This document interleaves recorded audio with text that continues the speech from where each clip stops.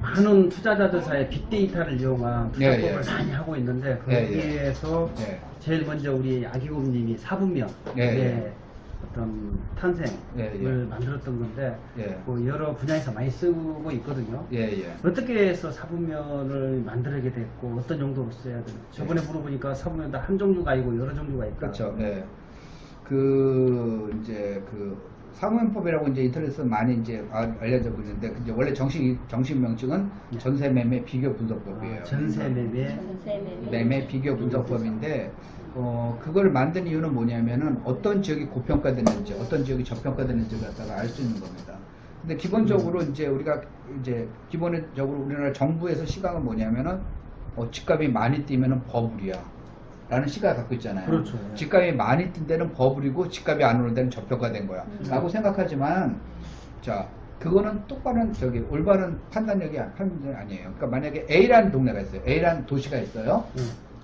A라는 도시는 시장이 굉장히 부지런해요. 그래가지고 그 동네를 갖다가 막 그 기업들 직접 찾아가면서 우리 회사로 우리 지역으로 유치하려고 막 가서 로비도 하고 그 사람들 만나서 설득하고 너희가 들어오면 우리가 어떤 서포트를 해주겠어라고 막 이것저것 많이 저걸 하는 거예요. 그걸 해주게 되면은 그 지역에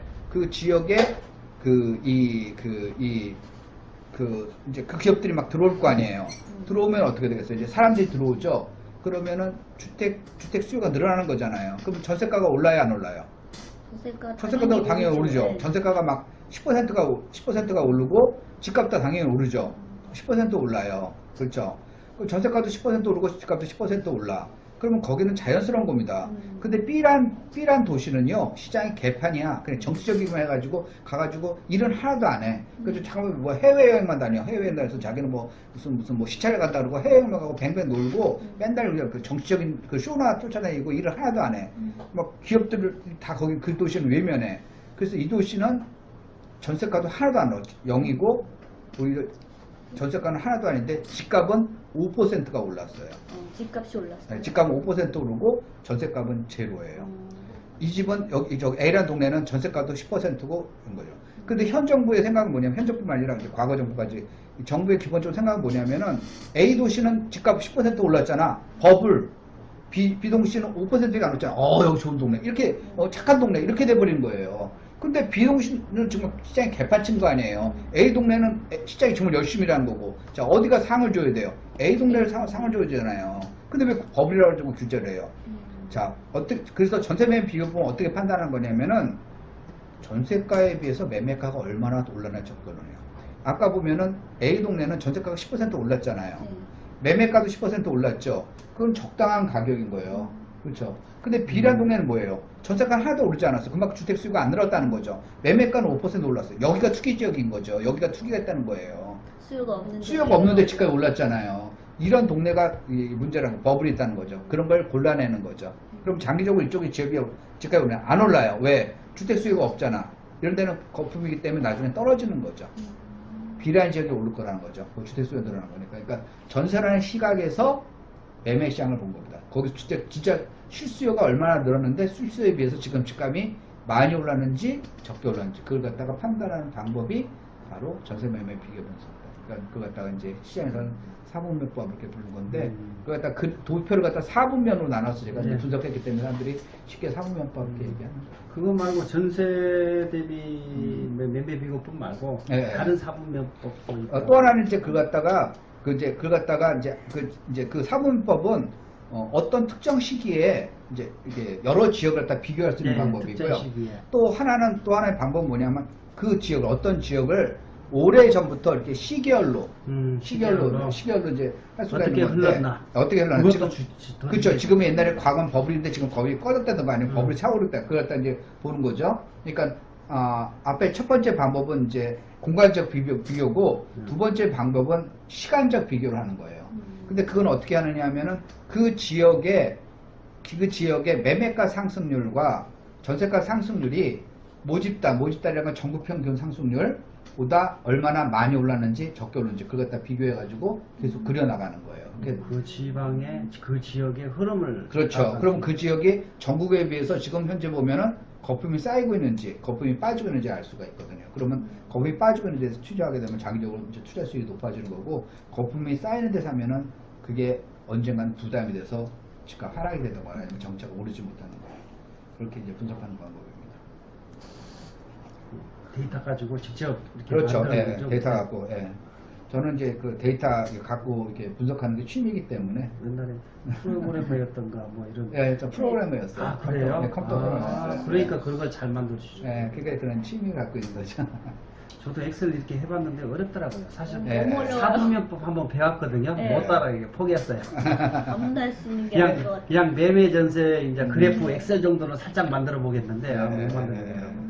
그러니까 기본적으로 숫자에 대한 감각도 있어야 되고 그걸 즐겨야 되죠. 그러니까 뭐 저는 취미가 숫자 갖고 노는 게 이제 취미이기 때문에. 그거 만들려다가 스트레스 받다가 마음 포기했어요. 편히. 포기. 예.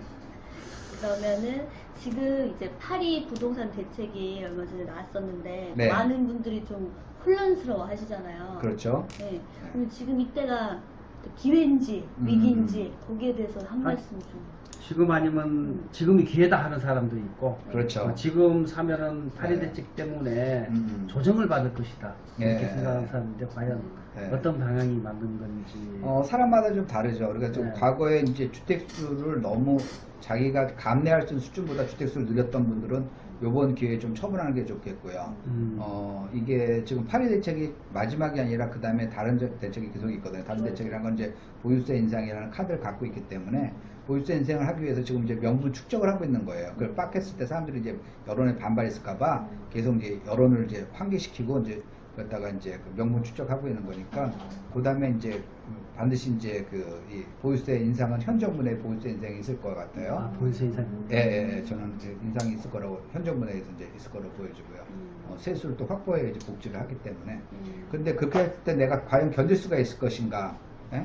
어떻게 되겠지라는 건 굉장히 위험한 거예요. 이 투자나 재테크에서는 어떻게 되겠지가 아니라 내가 그렇게 되면 어떻게 견딜 수 있을까 좀 생각을 하고 하는 거니까 자기 이 소득이나 자산 수준에 비해서 너무 과다하게 이제 주택을 보유한 사람은 좀 처분하는 게 좋겠고요. 그러니까 그 양도세 중과세가 안 되는, 그러니까 합산과세가 안 되는 범위 내에서, 그러니까 올해 조금 일부 팔고 그 다음에 그 내년 초에 좀 팔고 해가지고 합산과세가 안 돼서 주택수 좀 낮추는 게 좋겠고요. 반대로 그러니까 다주택자들 중에서 이제 파시는 분도 있고요. 그 다음에 반대로 그러면은 과거 대비해서 좋은 매물이 많이 나올 거 아니에요. 그 사람들이 갖고 있는 거 중에서 파니까. 그리고 여러 명이 팔면 싼 가격이 나오잖아요. 그럼 매수자 입장에서는 지금이 살 수 있는 좋은 타이밍인 거죠. 내년 3월까지. 근데 내년 3월이 넘어가, 4월, 이제 3월 말이 넘어가, 4월이 넘어가면은, 그때 가면은 매물이 많이 나올까요? 적게 나올까요? 4월.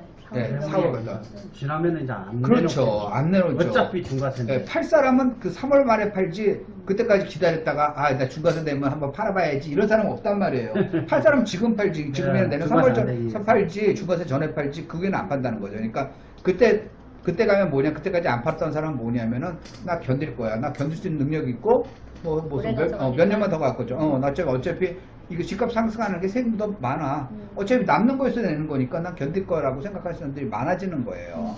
많아지는 거기 때문에 그때는 매물이 안 나와요. 그러니까 매물이 안 나오는 거니까 살 수 있는 타이밍이 내년 이제 3월 말까지가 되는 거예요. 그래서 파는 것도 3월 말까지, 사는 그죠? 것도 3월 말까지. 파는 거는 이제 네. 법적으로 이제 정부에서 정해줬으니까 네. 이렇게 하는 거고, 그러니까 그렇게 싼 매물이 상당히 나올 수가 있으니까 사는 사람이 그때가 이제 타이밍이 되는 거고요. 최적기가. 예, 타이밍이 되는 거고, 그때가 넘으면 4월 달에 가면은 그때부터는 이제 약간 매매 거래가 많이 줄어드는 거죠. 거래가 식중되면서 뭐 파는 사람도 별로 이제 없어지는 그렇게 되는 거죠. 과거 노무현 참여정부 시절에 예. 그때 이제 다주택자 60% 중과세, 그렇죠. 이주택자 50% 때렸는데 예. 그때 당시도 비슷한 흐름을 보였어요. 그 1년 기간에 여유를 줬거든요. 그때까지는 주춤하다가 오히려 그 기간이 딱 지나니까는 그때 2, 3년 동안 폭등을 했거든요, 사실상.